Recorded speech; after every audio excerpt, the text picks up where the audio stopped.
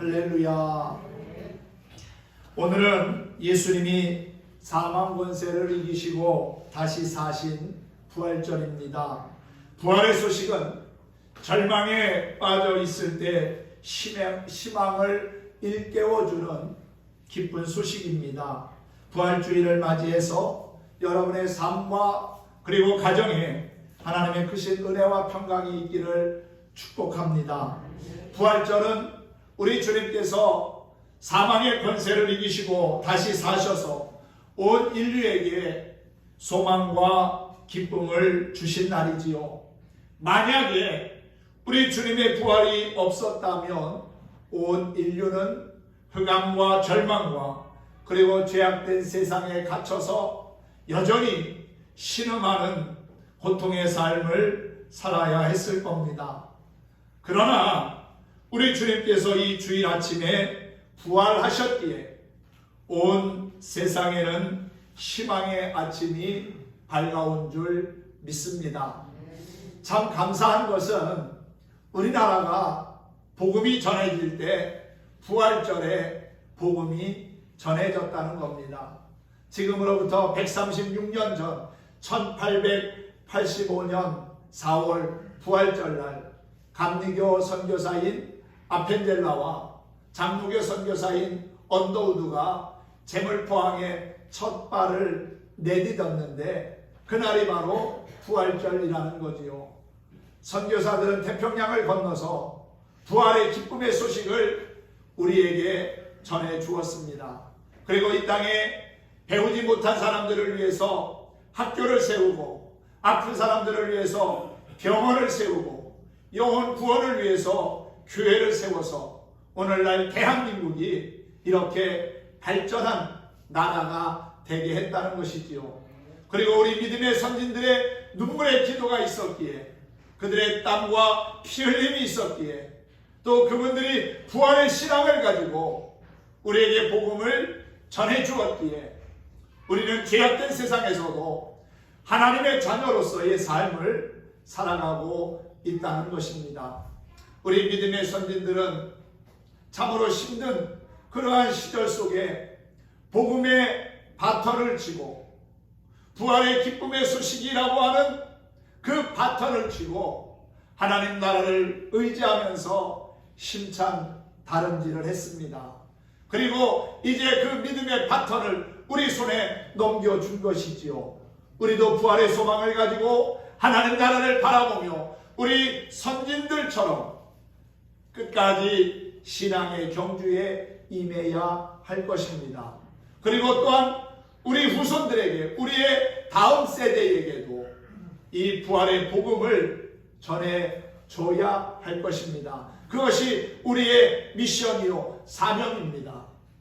우리가 우리 선진들에게 복음의 바톤을 받은 것처럼 우리도 또 다음 세대에게 부활에 대한 기쁨의 복음의 바톤을 넘겨주어서 자자손손이 하나님의 은혜와 복을 누리며 살아가게 해야 될 거라고 믿습니다.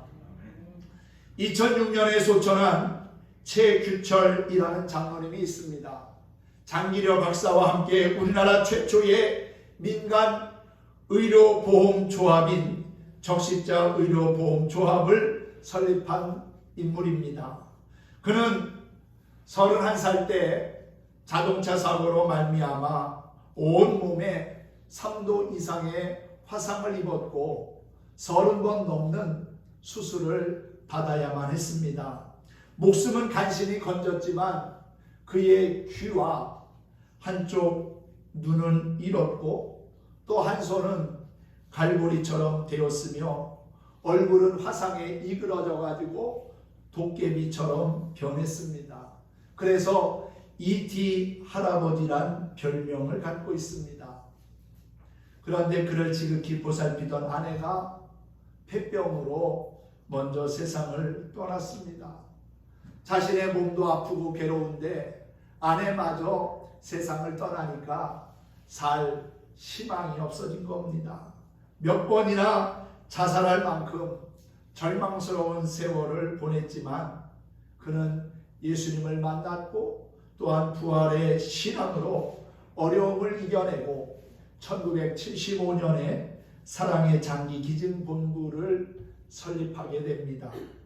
또 입시 경쟁에 내몰린 청소년들이 흙을 만지며 별을 세면서 자라도록 하자는 취지로 대안학교인 두밀리 자연학교를 세웠습니다.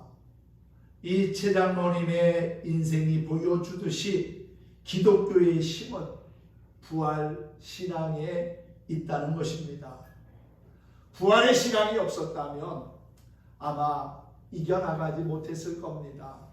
자신의 일그러진 모습을 보면서 살 소망도 아마 함께 잃었을지 모릅니다. 그런데 부활하신 주님을 인격적으로 만나면서 소망을 갖게 되었고 또 많은 사람들에게 선한 영향력을 끼칠 수 있게 되었다는 사실이지요.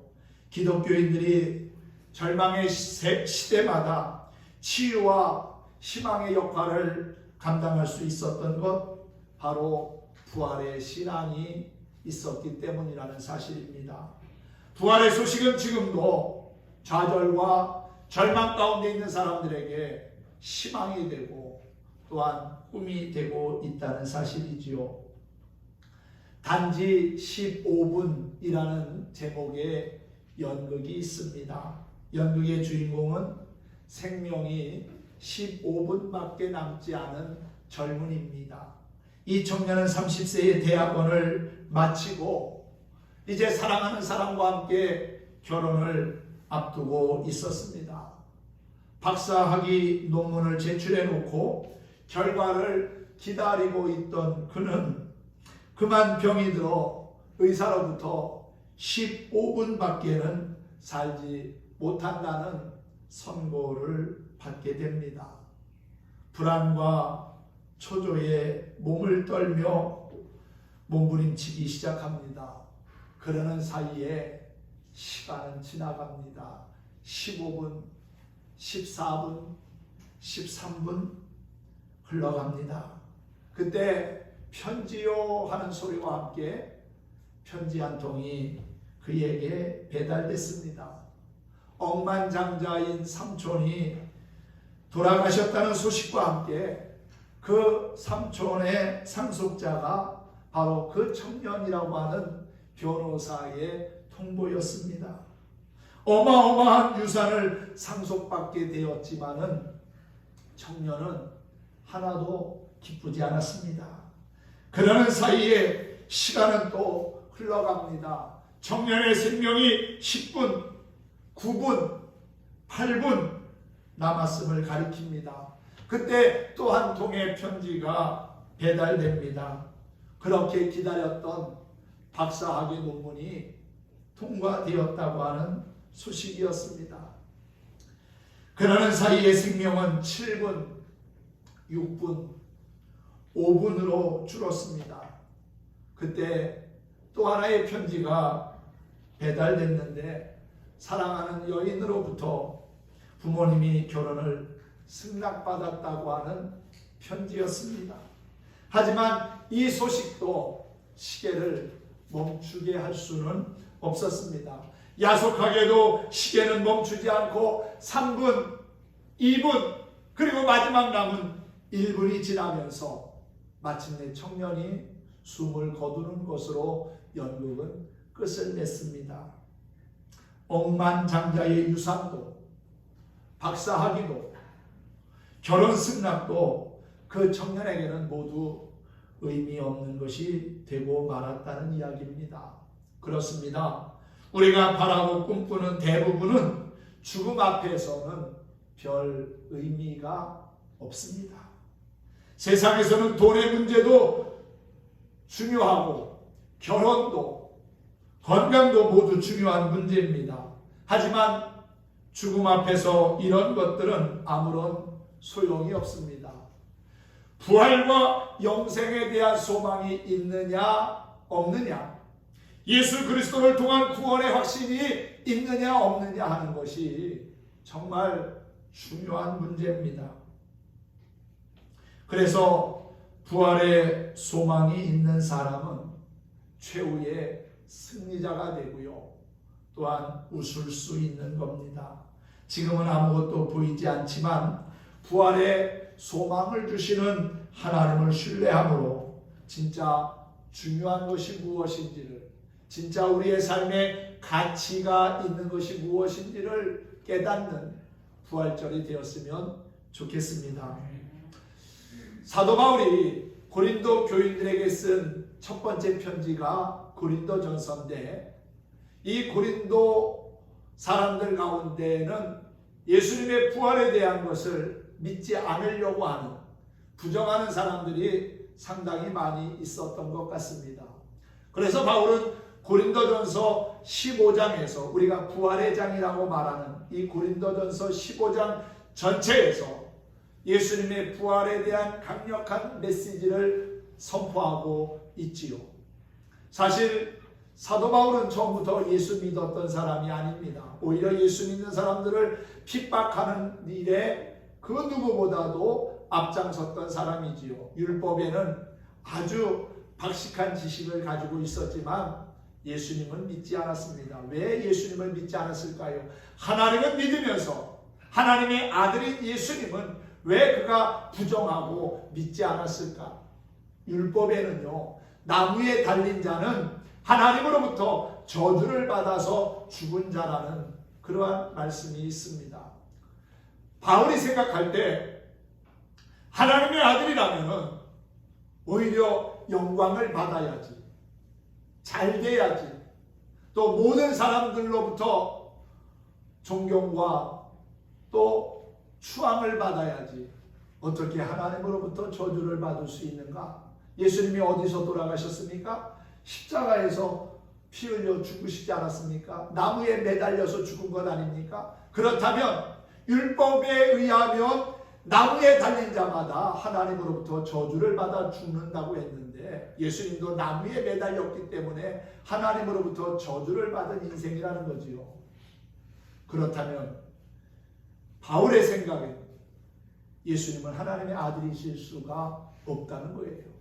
그런데도 그리스도인들이 예수님은 하나님의 아들이시고 그리스도고 메시아라고 전하니까 그것을 인정할 수 없었고 받아들일 수가 없었던 겁니다. 나무에 달린 자는 하나님으로부터 저주를 받은 자인데 어떻게 하나님이 자기의 독생자이신 예수를 그렇게 저주하고 죽게 할 수가 있겠느냐? 이건 있을 수 없는 일이다. 그래서 그 사실을 부정하고 예수 믿는 사람들을 잡아다가 옥에 가두는 일에 앞장을 선 겁니다. 바울이 볼 때 예수는 이단이었지요. 그런데 그가 인생의 새로운 전환점을 갖게 됩니다. 어디서 예수님을 만납니까? 사실 그가 살아계신 예수님을 만나지는 못했지만 다메섹 도상에서 부활하신 예수님을 만나는 놀라운 은혜를 체험합니다. 강력한 빛에 의하여 시력을 잃게 되고 고꾸라지게 되지요. 누구십니까? 당신은 누구십니까? 나는 네가 박해하는 예수다. 주님과 처음 만나는 그러한 시간이었습니다. 그는 부활하신 예수님을 만나면서 인생의 전환점을 갖게 되었고 그 부활하신 예수님을 전하는 증인의 삶을 살아가게 됩니다. 부활하신 예수님을 만난 그의 인생은 180도로 바뀌었다는 것이지요. 그의 인생의 반전이 시작되었다는 겁니다. 부활하신 예수님 만나면 아무리 완악한 사람일지라도 그의 인생은 다시금 새롭게 시작할 수가 있고요. 거듭난 삶을 살게 되고요. 또 하나님이 기뻐하시는 거룩한 삶의 주인공이 될 수 있다는 겁니다. 그는 고린도 교인들을 향하여서 예수님의 부활을 아주 힘있게 외치고 있습니다. 고린도전서 15장 2절을 보면은 이렇게 시작합니다. 너희가 만일 내가 전한 그 말을 굳게 지키고 헛되이 믿지 아니하였으면 그로 말미암아 구원을 받으리라. 내가 받은 것을 먼저 너희에게 전하였노니 이는 성경대로 그리스도께서 우리 죄를 위하여 죽으시고 장사 지낸 바 되셨다가 성경대로 사흘 만에 다시 살아나사 게바에게 보이시고 후에 12 제자에게와 그 후에 500여 형제에게 일시에 보이셨나니 그 중에 다수는 살아있고 어떤 사람은 잠들었고 맨 나중에 만삭되지 못하여 난자와 같은 내게도 별 볼 일 없고 부족한 내게도 그분은 보이셨다고 고백하고 있습니다. 자기가 부활하신 예수님을 만났다는 거지요. 부활의 증인이라고 고린도 교인들에게 그렇게 외치고 있는 겁니다. 예수님은 죽음을 이기고 다시 사셨습니다. 기독교가 다른 종교와 다른 점이 바로 여기에 있습니다. 다른 종교는 그 교주가 태어난 날이 있지만 부활한 날은 없습니다. 다른 종교는 그 교주의 무덤이 있습니다. 그 무덤을 화려하게 장식하고 경배합니다. 우리 기독교에도 무덤이 있기는 하지만 그 무덤은 열린 무덤이고 비어있는 무덤입니다. 왜 그렇습니까? 예수님이 죽음의 권세를 이기고 부활하셨기 때문이라는 사실이지요. 할렐루야. 만일 예수님께서 부활하시지 않았다면 이 땅에 기독교는 존재하지 못했을 겁니다. 왜 그러냐면 그때 상황을 우리가 잘 알지 않습니까? 주님께서 로마 병사들에게 체포될 때에 제자들은 다 사방으로 뿔뿔이 흩어졌습니다. 베드로 하나만 몰래 멀찍이 따라가기는 했지만 그도 예수님 말씀하신 대로 3번이나 주님을 모른다고 부인하며 저주까지 했습니다. 실패한 겁니다. 예수님께서 십자가에 못 박히신 후에 제자들은 겁에 질려서 한 집에 모여 문을 걸어 잠그고 굳게 닫고 있었지요. 또한 2 제자는 슬픔과 절망 가운데 엠마오로 내려갔습니다. 그런데 어떻게 이러한 제자들이 담대하게 복음을 전하는 사람으로 거듭날 수 있었을까요? 예수님을 못 박은 원수들이 들끓는 예루살렘에 다시 모여 전도할 용기가 어디서 생긴 것일까요? 맥없이 도망가고 문을 걸어 잠그고 숨도 제대로 못 쉬던 제자들이 어디서 그런 용기가 났을까요? 거기에 대한 해답은 오직 하나밖에 없습니다. 제자들이 부활하신 예수님을 만났기 때문이라는 사실입니다. 할렐루야. 예수님을 만난 사람들마다 그들의 인생이 바뀌었습니다. 변화되었습니다. 담대하게 복음을 전하는 복음의 용사들이 되었다는 사실이지요. 제자들만 그럴까요? 아닙니다. 오늘을 사는 우리도 마찬가지입니다. 우리도 부활하신 예수님을 만나면 담대하게 예수는 그리스도라고, 나의 주님이시고 나의 메시아시고 나의 하나님이라고 그렇게 고백하게 될 줄 믿습니다. 예수님의 교훈은 대단히 훌륭합니다. 그분의 말씀이 얼마나 능력이 있습니까? 그분의 말씀 앞에 바리새인들도 율법 서기관들도 다 물러나야만 했습니다. 이길 수가 없었다는 거지요. 또 예수님이 행하신 기적이 얼마나 놀랍습니까? 문둥병자, 또 앞을 보지 못하는 소경, 몸을 움직이지 못하는 중풍병자, 다리 저는 사람, 불치의 병에 시달리던 사람들이 예수님을 만나고 고침받았습니다. 새로운 삶을 살게 되었습니다. 얼마나 놀라운 일입니까? 또한 나사로, 죽었던 나사로를 살렸습니다. 야이로의 딸을 살리기도 하셨지요. 그런데 여러분, 이 모든 것도 예수님께서 죽으신 후 부활하지 않았다면 아무런 힘이 없었을 겁니다.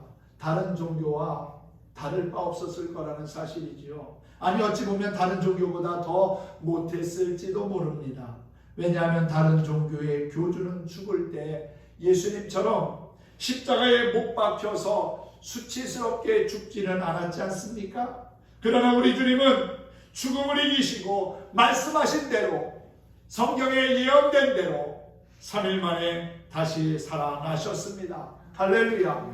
주님께서 부활하셨기 때문에 수치스럽고 부끄러운 그 십자가가 이제는 자랑스럽고 영광스러운 십자가가 되었다는 사실이지요. 기독교의 진리는 예수님이 부활하셨다는 과거에 있었던 사실만을 믿는 것이 아닙니다. 오늘날에도 이 부활은 우리의 삶에서 끊임없이 일어나고 있습니다. 요한복음 14장 19절 말씀을 보면은 조금 있으면 세상은 다시 나를 보지 못할 것이로되 너희는 나를 보리니 이는 내가 살아있고 너희도 살아있겠음이니라 그랬습니다. 그렇게 예수님이 말씀하신 대로 오늘의 부활은 우리에게도 나타나고 있습니다. 또한 에베소서 2장 1절에 허물과 죄로 죽었던 너희를 살리셨다는 말씀이 있어요.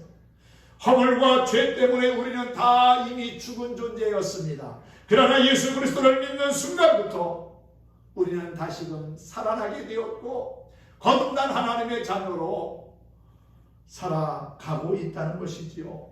여러분, 사람의 육체가 완전히 죽었다가 다시 살아난 것을 보았다고 한다면 깜짝 놀랄 겁니다. 참으로 신기하기도 할 것이지요. 온 세계가 아마도 떠들썩할 겁니다. 아마 뉴스 가운데 빅 뉴스가 될 겁니다. 그러나 그것보다 더 놀랍고 신기한 기적은 우리의 심령이 과거에 죄와 허물로 이미 죽었었지만 예수 그리스도를 믿는 믿음으로 거듭나 부활의 삶을 살아가고 있다는 사실입니다. 기적 중의 기적은 죽었던 우리의 영혼이 예수 그리스도로 말미암아 다시 살아난 심령의 부활인 것을 믿으시기 바랍니다. 이 부활절에 우리 모두가 그리스도의 부활을 나의 삶 가운데서 다시금 체험할 수 있기를 소망합니다. 예수님께서 내가 살아있고 너희도 살아있겠음이라고 하셨지요. 육체는 건강하지만 심령은 병들어 있을 수 있습니다. 참된 나는 육체가 아니라 내 안에 있는 영혼입니다. 육체는 결국 흙에서 왔기에 흙으로 돌아갑니다. 한 줌의 재가 됩니다. 하지만 우리의 영혼은 죽지 아니하고 영원한 하나님 나라로 가는 거지요. 하나님께로부터 우리의 영혼이 왔기에 그 영혼이 하나님께로 돌아가는 겁니다. 우리도 예수님과 함께 옛사람을 십자가에 못 박고 그리스도와 함께 살아가는 체험을 가져야 온전한 성도의 삶을 살아가게 될 거라고 믿습니다. 사도 바울이 고백한 그 고백을 우리도 할 수 있으면 좋겠습니다. 갈라디아서 2장 20절 말씀 여러분 기억하시지요? 내가 그리스도와 함께 십자가에 못 박혔나니 그런즉 이제는 내가 산 것이 아니요 오직 내 안에 그리스도께서 사신 것이라. 여러분 안에 누가 계시다고요? 예수님이 계신 겁니다. 예수님을 믿음으로 말미암아 그분이 지금도 내 안에서 살아 계시다는 사실이지요. 할렐루야. 여러분, 죄의 사람인 나는 죽고 내 속에 그리스도가 살아계심을 고백할 수 있는, 간증하고 자랑할 수 있는 저와 여러분이 되기를 축복합니다. 십자가에서 못 박혀 죽으셨던 예수님의 부활이 오늘 나의 삶을 통해서 더욱더 구체적으로 드러나고 증거되었으면 좋겠습니다. 여러분, 우리는 신앙생활하면서 세 가지의 체험을 가져야 합니다. 특히 부활의 신앙을 가진 사람에게는 세 가지의 영적인 체험이 있어야 합니다. 첫 번째는 거짓에 죽고 진리에 다시 사는 부활의 체험이 있기를 소망합니다. 예수님은 거짓 때문에 죽으셨다가 진리이심으로 다시 사셨습니다. 가룟 유다는 주님을 팔아 넘겨주는 일을 꾸며놓고도 납비어 안녕하십니까? 라고 하는 위선에 찬 인사를 했습니다. 당시 총독이었던 빌라도는 예수님이 죄가 없다는 사실을 알면서도 군중들의 그 아우성에 그만 못 이겨서 거짓된 사형 언도를 내렸습니다. 그러나 부활하심으로 거짓은 죽고 진리가 살아났습니다. 우리는 거짓과 위선을 모두 십자가에 못 박아야 하고요, 진리로서 부활의 기쁨을 누려야 될 줄로 믿습니다. 두 번째는 악에 대하여 죽고 선에 대하여 다시 사는 부활의 체험이 있어야 합니다. 그리스도의 부활은 악의 세력에 대한 선의 승리였습니다. 선이 악에게 잠시 동안 힘을 쓰지 못했지만, 그러나 선한 것이 오랫동안 죽어 있을 수는 없었습니다. 우리 역시 악한 것에 대하여 죽고 선한 것에 대하여 다시 사는 영적 부활의 체험이 있어야 될 거라고 믿습니다. 세 번째는 죄에 대하여 죽고 새 생명으로 부활하는 체험이 있어야 합니다. 예수님의 부활은 죽음에 대한 생명의 승리요, 죄에 대한 의의 승리였습니다. 사망은 인간의 생명을 죽이는 힘이 있습니다. 그러나 부활은 사망을 죽이는 권세를 가지고 있습니다. 사망은 생명에 대한 사형 선고를 하지만 부활은 사망에 대한 사형 선고를 내린다는 사실이지요. 생명은 사망 앞에 꼼짝 못하지만 사망은 부활 앞에서 꼼짝 못합니다. 그래서 바울은 그랬잖아요. 사망아, 너의 이기는 것이 어딨느냐? 사망아, 너의 쏘는 것이 어딨냐고 도전장을 사도 바울은 내밀고 있지 않습니까? 그러면서 바울은 고린도전서 15장 31절에서 나는 날마다 죽노라 라고 했어요. 이 말은 다시 말하면 나는 날마다 사노라, 나는 날마다 새롭게 살아간다는 의미입니다. 죄에 대하여는 죽고 그리스도에 대하여는 다시 사는, 날마다 다시금 사는 부활의 은혜 안에 살아가고 있다는 고백이지요. 여러분, 바울의 이와 같은 믿음의 고백, 부활의 고백이 우리에게도 있기를 소망합니다. 우리는 날마다 거짓에 대하여는 죽고 진리에 대하여는 사는 체험을 해야 합니다. 악에 대하여 죽고 선에 대하여 다시 사는 체험이 있어야겠고요. 또한 죄에 대하여 죽고 새 생명으로 다시 사는 기쁨의 영적 체험이 있었으면 합니다. 죽음을 이기시고 다시 사신 예수님, 그분은 나의 주님이십니다. 여러분, 오늘 바울이 본문에서 강력하게 소개하고 있는 말씀, 만일이라고 하는 단어를 5번이나 사용합니다. 고린도전서 15장에는 만일이라는 단어를 7번이나 사용하고 있어요. 그런데 오늘 우리가 함께 읽은 본문에는 5번 소개하고 있는데, 만일 예수님이 부활하지 않았다면, 죽은 자의 다시 살아남이 없다면, 부활이 없다면 우리는 어떻다는 거예요? 13절에 보면 그리스도도 다시 사시지 못했을 것이다. 죽은 자의 부활이 없다면 복음 전하는 것도 헛되고 우리의 믿음도 헛될 것이다. 그리고 우리는 거짓 증인이라고 낙인 찍힐 것이다. 또한 그리스도의 부활이 없다면 우리는 여전히 죄 가운데서 신음하는 불쌍한 인생이 될 거고, 주 안에서 죽은 자는 다 멸망했을 거고, 또한 우리 믿는 사람들은 이 세상에서 가장 불쌍한 사람일 거다라는 거지요. 그런데 여러분, 우리는 정말 그렇게 불쌍한 사람입니까? 그렇게 우리는 거짓 증인입니까? 우리가 전하는 믿음, 복음 헛된 것입니까? 아닙니다. 20절의 말씀을 우리가 함께 같이 읽어보길 원합니다.